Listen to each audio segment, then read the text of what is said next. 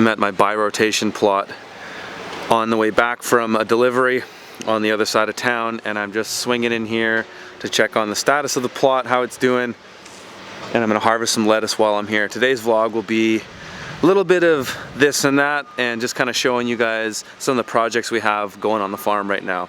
That's coming up next on The Urban Farmer.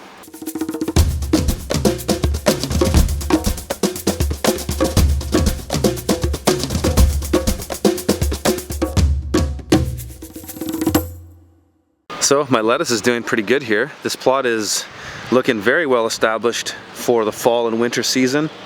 Got a ton of kale.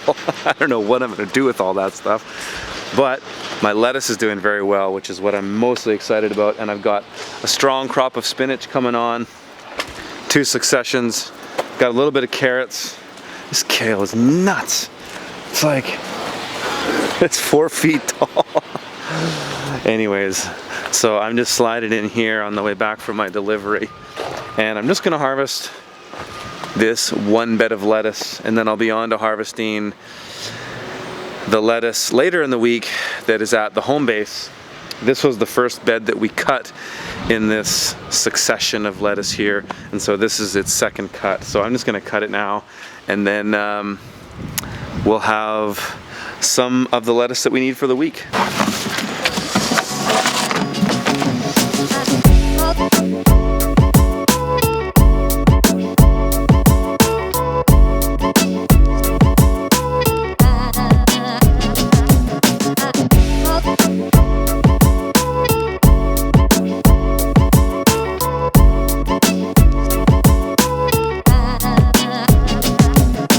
I decided just to harvest half of that bed because the other part of it looks like it could grow a little bit more. So I got what I needed and got what I could out of here. Had a nice little chat with my landowner there, and now I'm gonna head back to the farm and continue working on my projects. I'm all about sharing my learning experiences and projects with you guys. And you know, I could wait to show you things. I could wait to develop something perfectly and then have it totally dialed in, then present it to you. But I don't really care. I don't really care the fact that I'm still learning and figuring things out, and I'm showing you guys things that aren't totally perfect, aren't totally dialed. My whole objective is to share the experience, and I'm not perfect at any of this stuff. I'm still learning. I'm still figuring things out. So that's my disclaimer. So project number 1. This is our new salad spinner.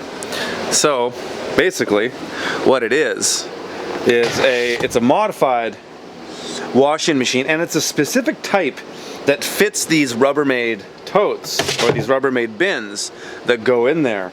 So I've got my buddy down at a called Eric's Refrigeration.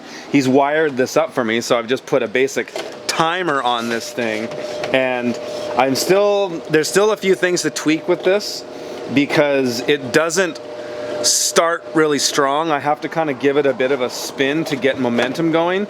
But what the idea is that I'm going to drill a bunch of holes into this. This is going to be my receptacle that just, you know, goes. We just fill this up from our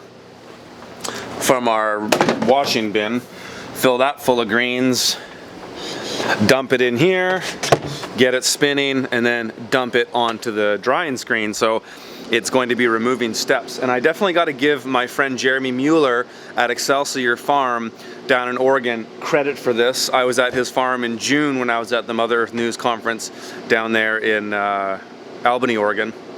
I went and swung by his place, and this guy is just crushing it. His farm is a true model of how much you can do with minimal people on a market garden. And I'll leave the link to their website and Facebook below, and please check them out and like their stuff because they are really innovating. And this idea totally came from him. And so anyways, I still got a few kinks to work out on it, but this is exciting because we're spinning a lot of greens these days, and this is going to allow it that we can fill this with like 20 pounds, dump that in there and spin it. So very stoked about that. So that's the first thing that's happening right now. Okay, my second project, which is a far bigger project than that, is to modify this greenhouse. And so I've been talking about this in the vlogs and the weekly updates for a while, actually. And my original plan was to build this greenhouse and attach it to my nursery.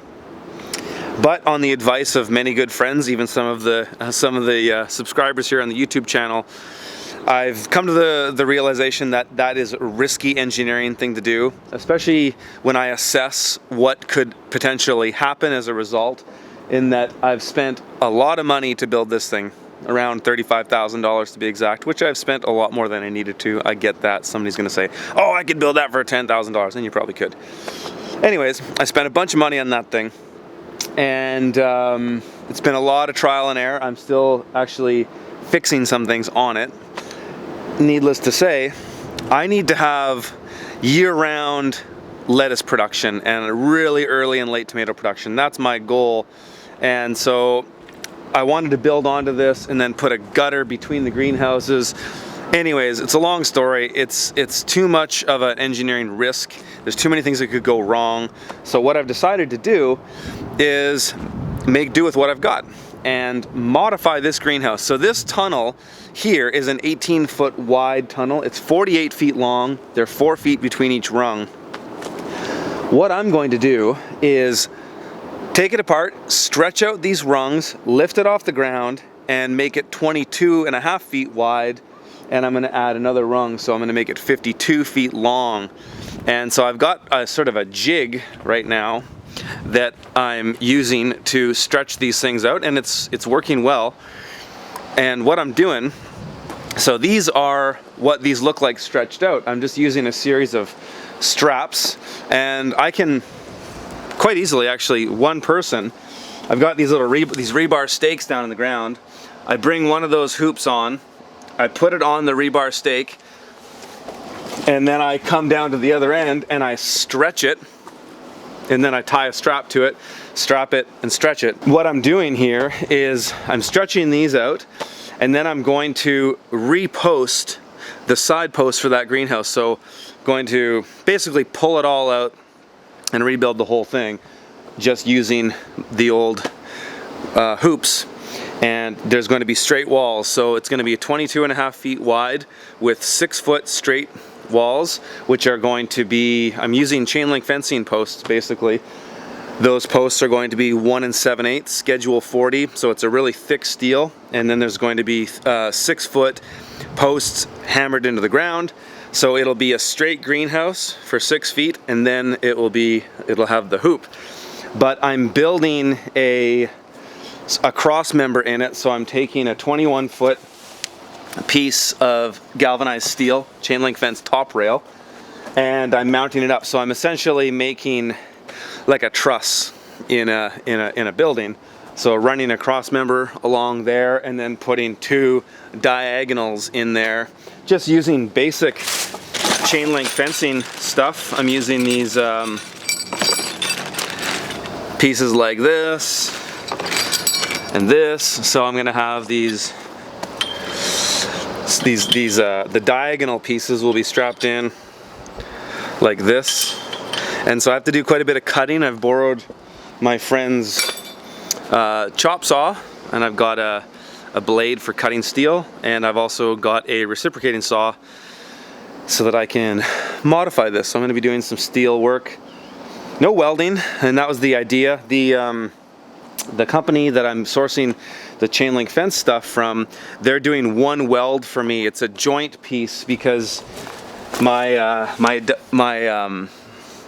top hoop here comes down at a diagonal, and it's going to need to connect to a straight post. So I'm getting them to weld me a sleeve. It's basically a 30-degree straight to 30-degree angle sleeve, 6 inches on both sides, that's going to slot on to the top and bottom, and then I'll bolt it through. So if all goes well, I'll have a nice new, quite a bit larger greenhouse in my backyard. And I had my electrician here. I'm going to be putting a heater in it, just like the one that's in the nursery, and some fans, and I've already got my lettuce started, so the plan will be to have lettuce all winter long, and that's going to be all of this lettuce up here.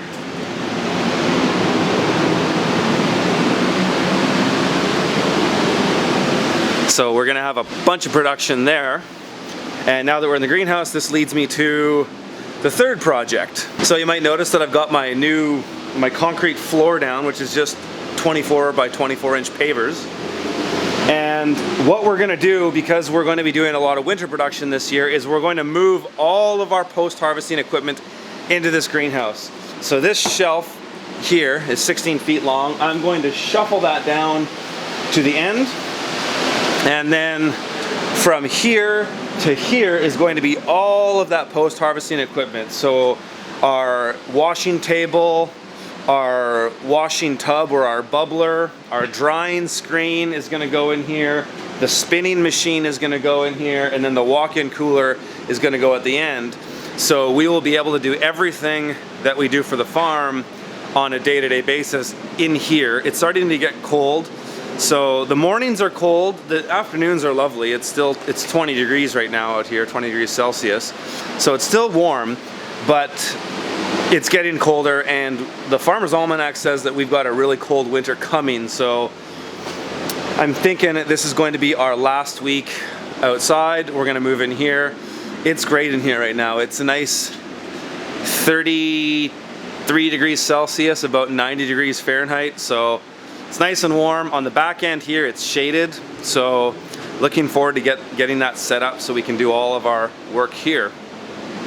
Oh, another thing that I'm doing is I'm putting some stairs, some little ladders, almost like a bunk bed, on my shelves here, so I can essentially step up here really easily and move flats around or hand water or whatever I need to do. And I put a couple at the front as well so that we can just manage. Basically the idea with the workflow on this greenhouse right now is that these benches here, the double wide ones, are going to be for all the turn and burn crops. So our pea shoots, our sunflower sprouts, and our radish shoots that we're doing constantly, those are going to be on the main levels. The upper levels are going to be nursery stuff or longer term microgreens. So we're going to try some other microgreens this winter. I'm going to be filming a new microgreens online course with Luke Callahan, and who's my partner in my main online course, Profitable Urban Farming.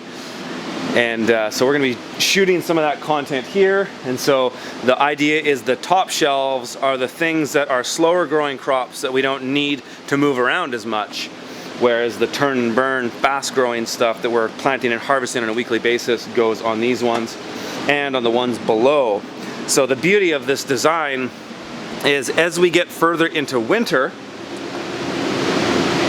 the sun comes down in the sky, this greenhouse gets more light, and even right now the top shelf of this gets full light throughout the day, which just a month ago it didn't. So there's already more light coming in here. And there's actually one more project I forgot to mention.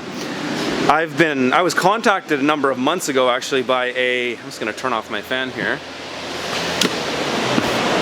I was contacted a number of months ago by a South African company called Vicinity that have asked me to demo one of their vertical, it's not hydroponics, it's a soil-based vertical wall that's an automatic watering and everything. So we're gonna put it on one of the walls in here. We have to wait till we get a little bit more light though. So, I mean, once I finish my bench here and move the equipment in, I can start setting up this green wall, and I'm gonna be planting herbs in it, like this basil, and I've got some cilantro and parsley that I'm going to be taking out of my front yard that was relatively new started and planted it in that green wall, as well as planting some of it in here.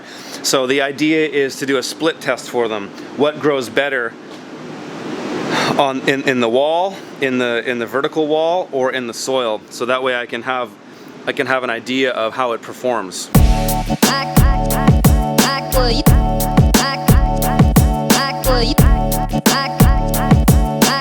All right, one more thing before I shut her down for the day. In the back plot there, that lettuce is a little bit less mature than this, but here's the funny thing. they were all started at the same time as transplants. This one was planted a day or two after that one, yet this one looks like it's a week ahead. Now, what do you think it is? Is it the weather?